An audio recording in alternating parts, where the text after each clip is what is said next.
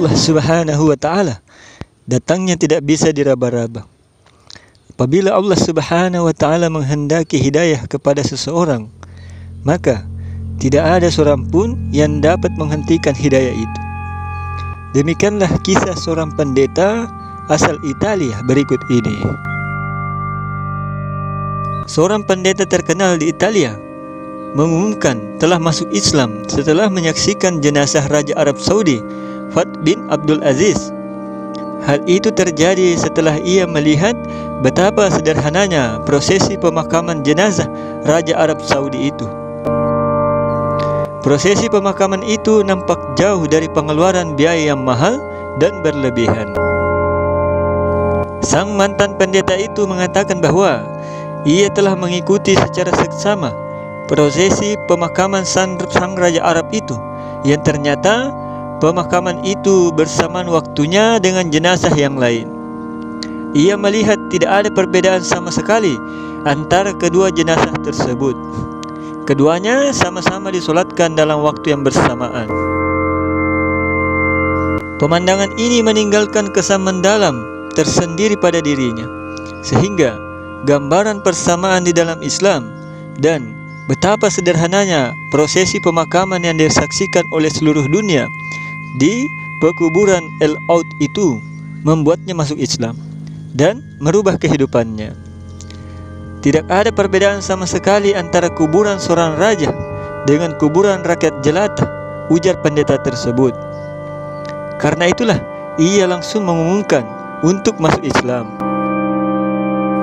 Salah seorang pengamat masalah dakwah Islam mengatakan bahwa kisah masuk Islamnya sang pendeta tersebut setelah sekian lama perjalanan yang ditempuh itu mengingatkan pada upaya besar yang telah dikerahkan di dalam mengenalkan Islam kepada sebagian orang-orang barat.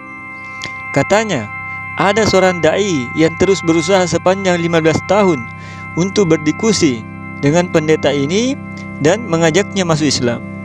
Tetapi usaha itu tidak membuahkan hasil hingga ia sendiri menyaksikan prosesi pemakaman Raja Fahd yang merupakan pemimpin yang dikagumi dan berilian. Baru setelah itu sang pendeta pun masuk Islam. Sang pendeta itu mengumumkan keislamannya pada hari prosesi pemakaman jenazah. Pendeta itu pernah berkata kepada Dr. Al-Malik bahwa buku-buku yang kalian tulis, surat-surat kalian, serta diskusi dan debat yang kalian gelar itu tidak bisa mengguncangkan imanku. Tapi pemandangan yang aku lihat pada saat pemakaman jenazah Raja Fahd yang demikian sederhana dan penuh toleransi ini, itulah yang membuat imanku goyah sehingga aku ingin masuk Islam. Ia menambahkan bahwa pemandangan pada hari Selasa itu akan membekas pada jiwa banyak orang yang hadir yang mengikuti prosesi pemakaman itu dari awal seperti saya ini. Kemudian pendeta itu meminta agar kaum muslimin tetap antusias untuk menyebarkan lebih banyak lagi gambaran toleransi Islam dan keadilannya agar dapat membekas pada jiwa orang lain. Ia menegaskan bahwa dirinya telah berjanji akan mengerahkan segenap daya dan upaya dari sisa usianya yang 62 tahun ini untuk menyebarkan gambaran Islam yang begitu ideal ini. Semoga Allah Subhanahu wa Ta'ala menjadikan keislamannya berkah bagi alam semesta. Amin ya rabbal alamin.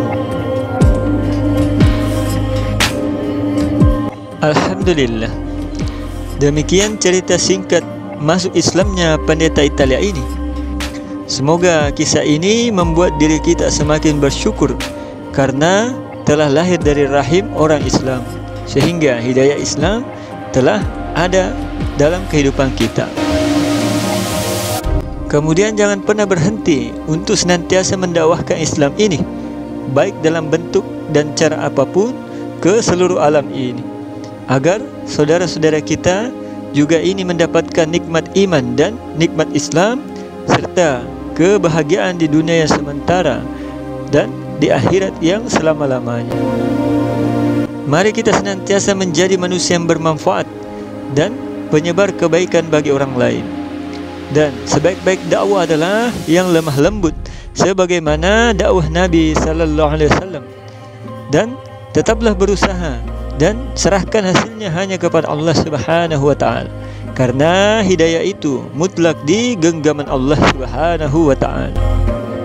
Demikian akhirul kalam. Subhanallahi bihamdihi, subhanakallahumma bihamdik, asyhadu an la ilaha illa anta, astaghfiruka wa atubu ilaik. Assalamualaikum warahmatullahi wabarakatuh.